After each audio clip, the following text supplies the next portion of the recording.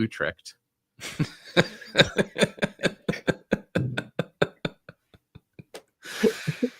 Utrecht? I hardly know him.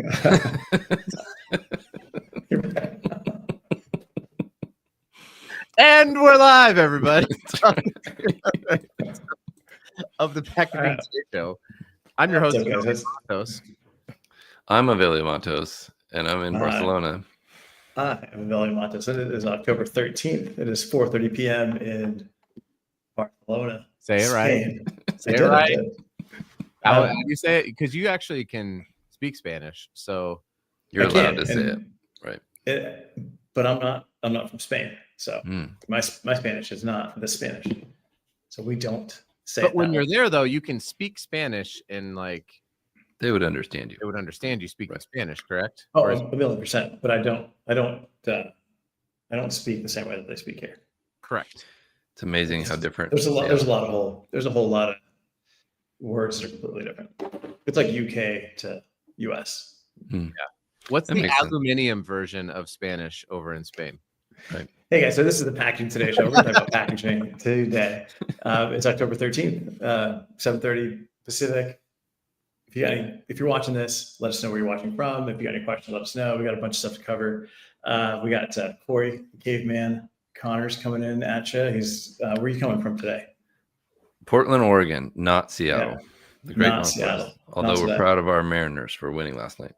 That's right. And then early, as we kick this off, you're kicking us off. You're talking about Utrecht. You're going to be at Sustainable. What is it? This is Sustainable Packaging Summit in Utrecht, Holland, the 10th through 12th in November. So join me there.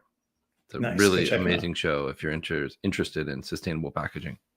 Cool. And then Adam, you're going somewhere too. We got Adam Paleman Peak coming at us at labelking.com from Utah. What are you going to be going to? You said you're going somewhere in November as well. Yeah. My plan is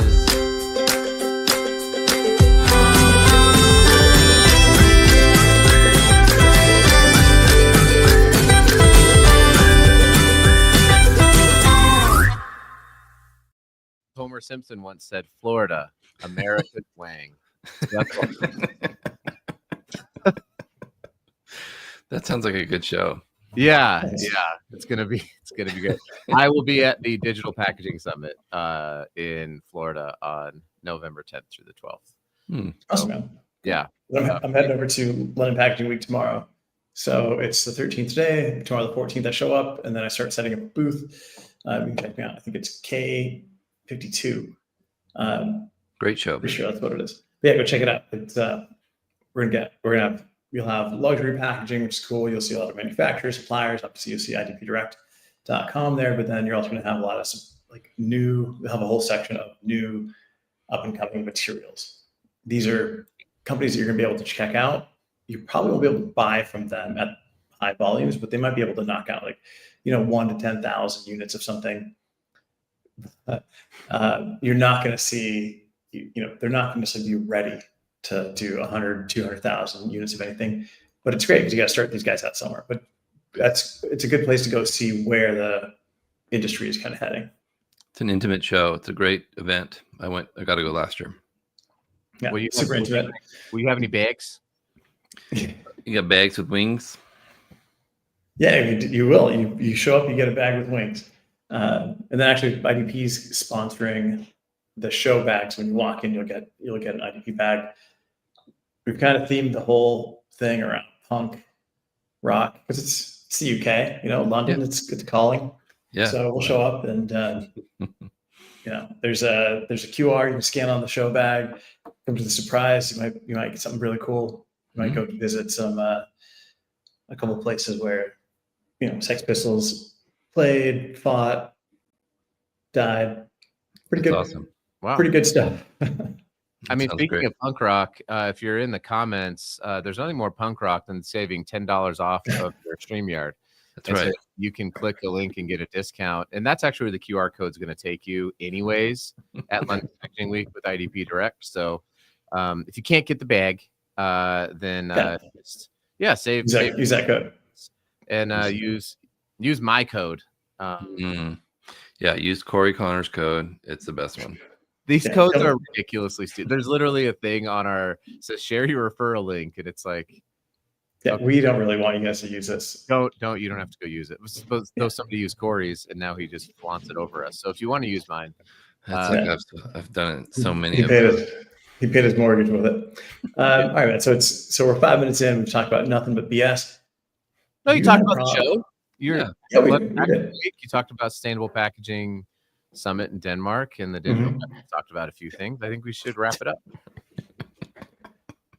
You got a problem. You got a problem, Adam. Yeah. Speaking of wrapping, what's your problem? Okay, so here at in the Label Kingdom, we've started to get a lot of like materials in shipped LTL, and this is my first time like working in a manufacturing environment like this. LTL where they keep the hot side hot and then the cool side cool. Yes. I don't know what that is. Yes, that's right. It's not like the McD LTL. Yeah. Also less than a truckload. Same thing. Both. I don't understand your references. Yeah. I'm not. It's a wrap lyric and a less than a truckload. What's the rap lyric? Oh man, we can't even go there. Keep going. No, I want to know. Tell me what. No, it's like McDonald's McDLT. Oh, I see. DL. What's up, Seth? Okay, hey, Seth. That was. So moving on. Your European humor is way too over my head. Okay, so we get LTL is less than a truckload. Yeah, less than a truckload. So we get 1 or 2 pallets of various things, materials and things, and they come in, and there is like 100 layers of stretch wrap on every pallet. And I understand the importance of stretch wrap. I totally get it, but I'm like, do I need to bring in power tools to cut through this stuff? Like, it's crazy the amount of thank you, Packaging Unboxed podcast. It's crazy the amount of stretch wrap that I end up having to cut through and throw away on a weekly basis. And I keep thinking like, this is part of the sustainability journey and the packaging journey that I'm guessing a lot of brands just don't talk about or don't understand. And my feeling is that at one point in time, they shipped something, it didn't have enough. Right. It's tape or stretch wrap. And they were like, you know what? Change the standard to 17 different and 100 layers of stretch wrap. And that way it's going to make it there and we don't have to deal with it anymore. And it's like, honestly, it drives me insane. Like having to go back through this stuff. Who's responsible for wrapping a pallet? Manufacturer, or the shipping company, the freight company. Oftentimes those loads have been wrapped several times. So manufacturer will wrap it. Yes. Distributor will be like, there's not enough on here. We need to make sure. Because the material will loosen over time as it vibrates down the road, as it shakes. And so it will become less sturdy. So rather than cut off the first layer, they will just add another layer at the transfer station for the less than a truckload delivery, because those get batched into a location and then they get dispersed at the last mile, which is understandable, because you have to look at the cost, right? So the cost of wrapping a pallet is very low. The cost of not wrapping a pallet enough is very high. So I think that's where Adam's frustration comes in, and it's something we deal with at Atlantic Packaging all the time, telling people how to use the least amount of stretch wrap and still have a successful shipment. So if you're selling stretch wrap, and we don't sell stretch wrap, and I don't sell stretch wrap, but if you're selling stretch wrap, you're trying to get the thinnest and the strongest. I would say that you have the least amount of wraps per pallet. Right. The highest performance and the best wrapping pattern. So the number of wraps around the bottom, the middle, and the top, and then the right material, because the right material isn't always a thicker gauge or a thinner gauge if you're trying to save money, because if you use the wrong combination of all of those things, you're just spending more money unnecessarily. How do you Well, how do can you I? No, no. control the amount that gets put on there? No. That's not the right question. Here's the right question. If you're a small company though, like we are at Label King, and we have to wrap pallets then going out, so I'm receiving it in, and it's just this insanity. It's insanity the amount of stretch wrap, and then I have to send stuff out on a pallet, and I don't have like an automatic thing, whatever the robots are. Like, how do I know what the right material is? And we're wrapping it by hand, and it's literally just like thoughts and prayers, I guess, as you go outside of the truck. Like, I have no idea. So if you're wrapping more than 10 pallets a day, a robot wrapper will absolutely pay off in the long term, because you'll use less material, because it can stretch the material farther on a pre-stretch basis. Because you're weak at them. Right. Yeah, I'm weaker than a robot. I'm man enough to admit it. If you have to wrap by hand, use something called pre-stretch stretch film, and your local Atlantic packaging rep can help you with that. Like yoga? Yeah, pre-stretch. Yeah, it's absolutely a better move, and you'll be able to use less material. All right. So, not to be a commercial, but like, if you're doing 10 pallets a day, and you're buying a pre-stretched stretch film, all right, so you put the least amount of wrap on here. That's great. You stretch it and you go over the corners, do all that stuff. Every company that does this has like their own path to do it. Right? Every guy every person, right? Every has like warehouse person preference. Right? Then when it gets picked up, the trucking company's gonna be like, that's not enough. Then they're going to throw their own on there.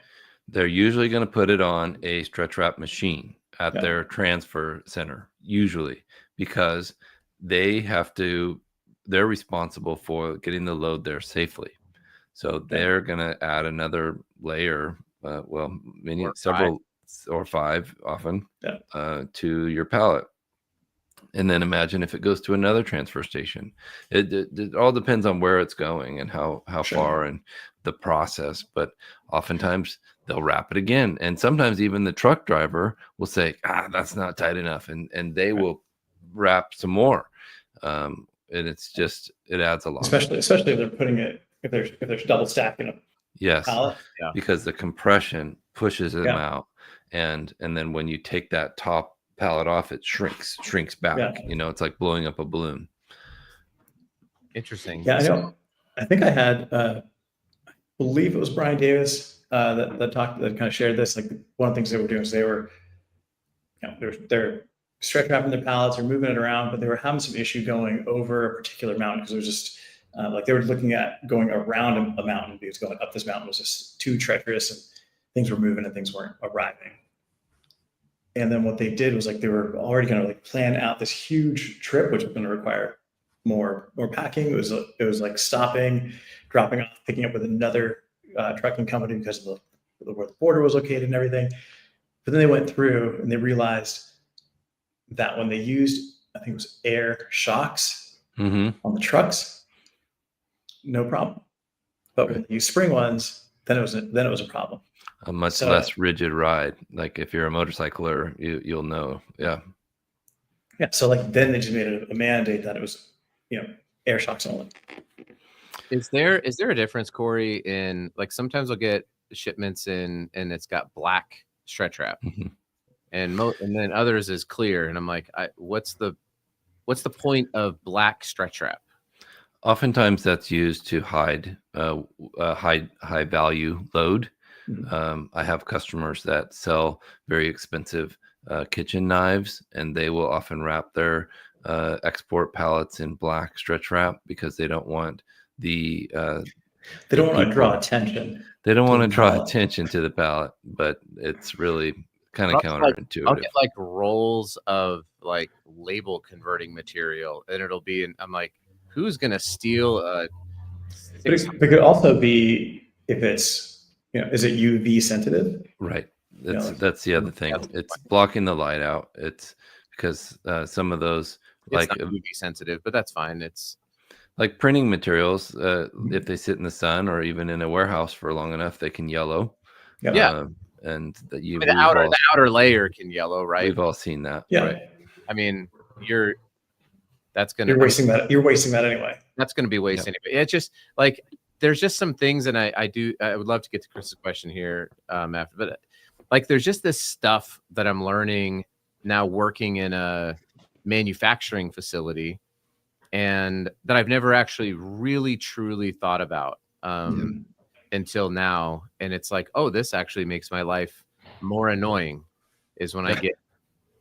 And I mean, as a manufacturer, it's like the customer experience is bad when it's like, not only do I have to cut through all this stuff, but I also have printing material on the inside of it.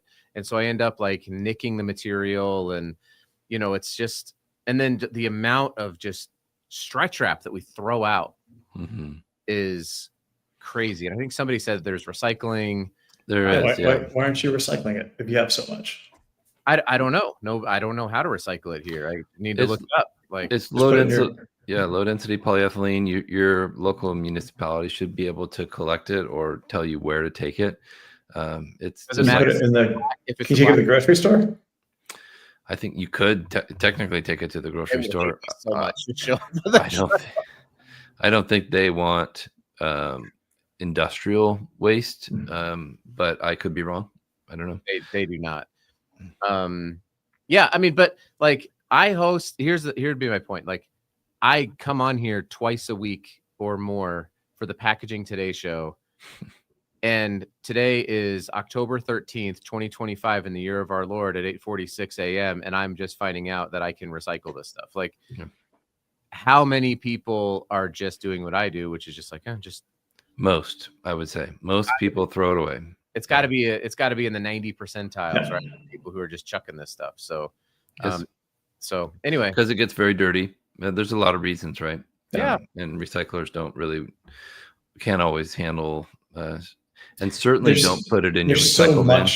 Yeah. I mean, there's so much of it that there's more supply than there is demand for this. So yeah, I'm just gonna go drop it off at Bopec's facility. Yeah, there you go. But there's also, you've seen like also the paper, like the craft paper wrap. Yes. That brands are using. I saw some of that at Pack Expo, and it was one of those things like, this looks interesting, but what's the usefulness of this currently? For certain kinds of loads, like, let's wrap it up with plastic because we don't trust it. Yeah, I've for example, I've brought many packages to ship out to FedEx, and if I use paper tape, they actually in front of me go to put plastic tape, and I say, stop! You don't need that. Stop! You don't need another layer of plastic. It's okay. Paper tape works, and they say, really? Like, yeah, that's my job. Like, stop wrapping everything so much. And even they'll want to put it in another plastic envelope and another. It's madness. Yeah. All right. What was Chris's question? I wanted to get e-commerce question. Have you seen any packaging ideas in e-commerce that help with shipping or returns and keep things sustainable? I have one that I love, and it's the silliest little thing.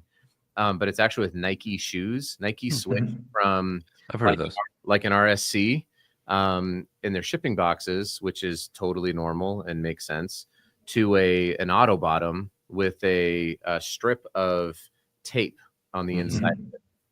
And so the auto bottom was great for recycling. So just knock it down. Take the shoes out, knock it out, put it in the recycle bin instead of like multiple, you got to go get scissors and you got to tear. I don't think most people actually flatten their boxes before they put it in for recycling. And so that made it super easy to flatten the box. And then it also made it easy for potential returns with the strip of tape on the inside. So that was like, you've made it easy for me as a consumer to return this if they don't fit or whatever. And you made it easy to recycle. I thought that was a simple win, even though the auto bottom probably stores not so nice. And the reasons for the RSC are still going to be there for most brands because of the storage of the RSC. But for Nike, I thought that was pretty cool. Is that their one box program you're talking about? No, but they could easily do that for their one box program. These were bougie Nikes that came in.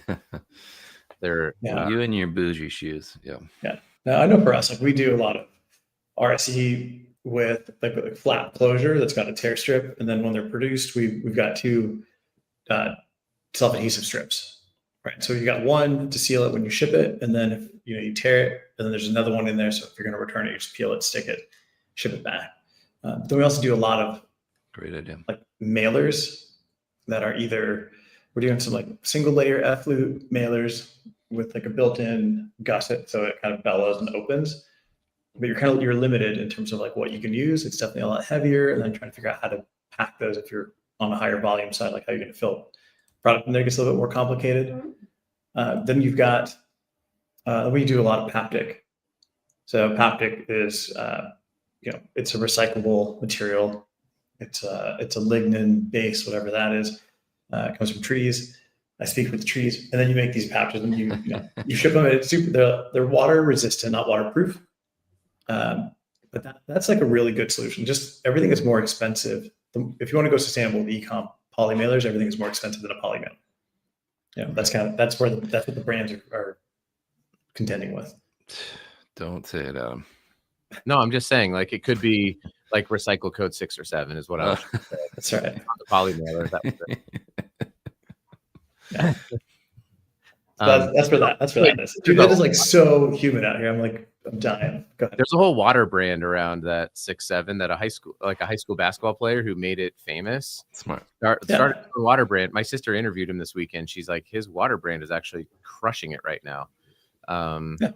So kind of a interesting way to good for him package up a social media craze that will hopefully die away. But anyway, not. So to answer your question, Chris, there's a ton of different sustainable solutions for e-com. It really depends on what you're shipping. Yes.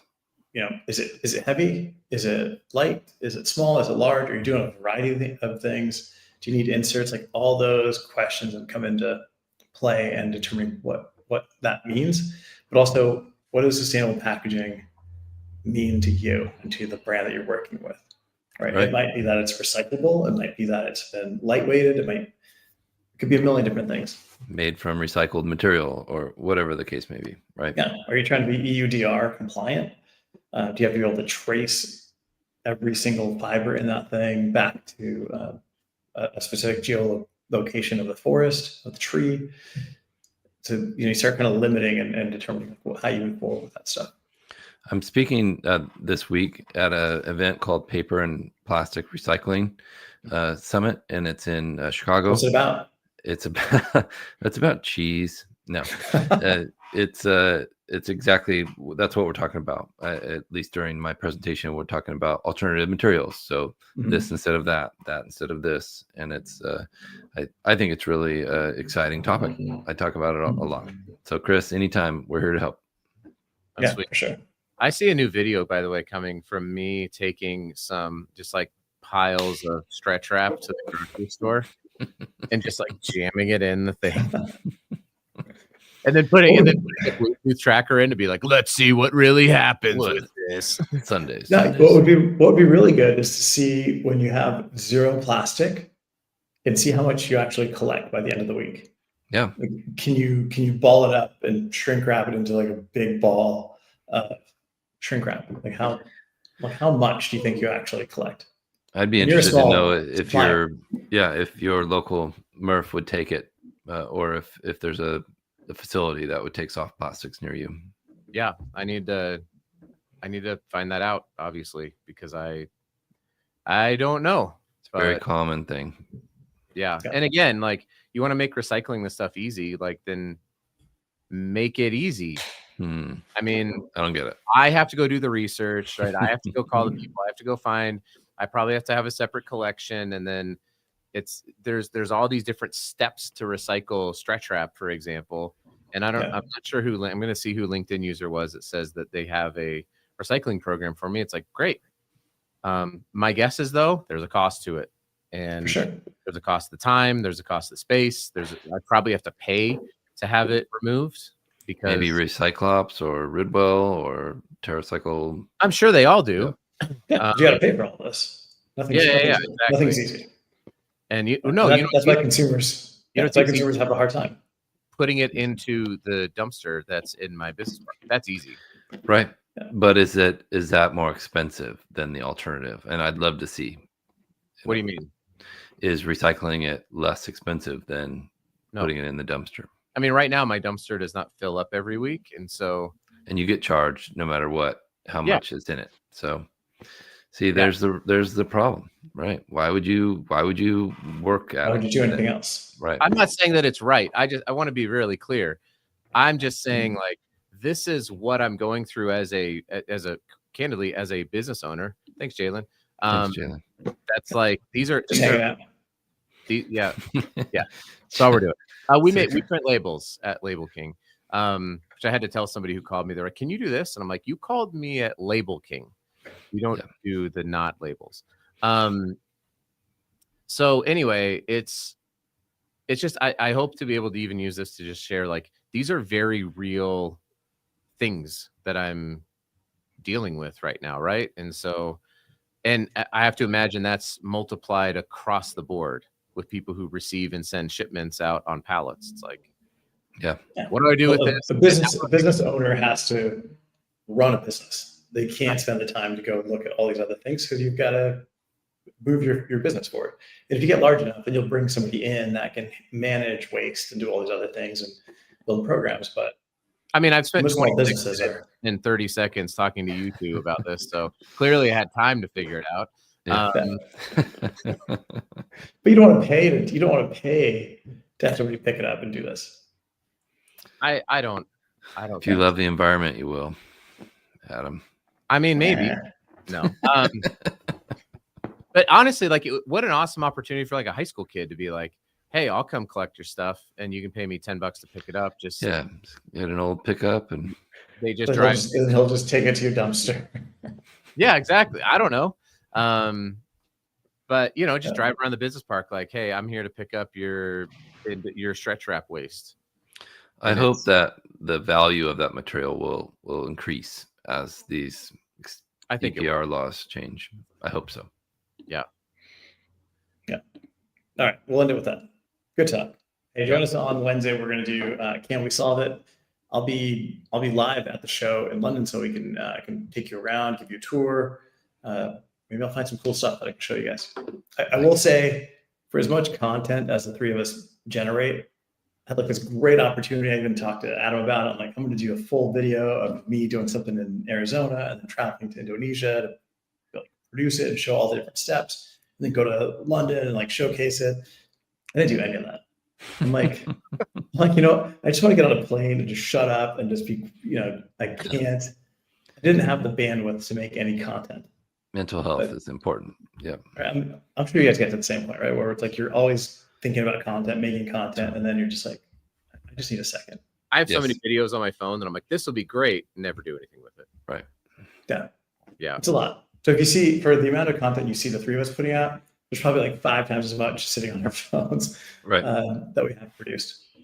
Yep. It's true. That's it, guys. Let us know if you have any questions. Keep commenting. Jalen, thanks for joining. Hugh, make a topic about how to make money without any cost. Go pick up shrink wrap. Let me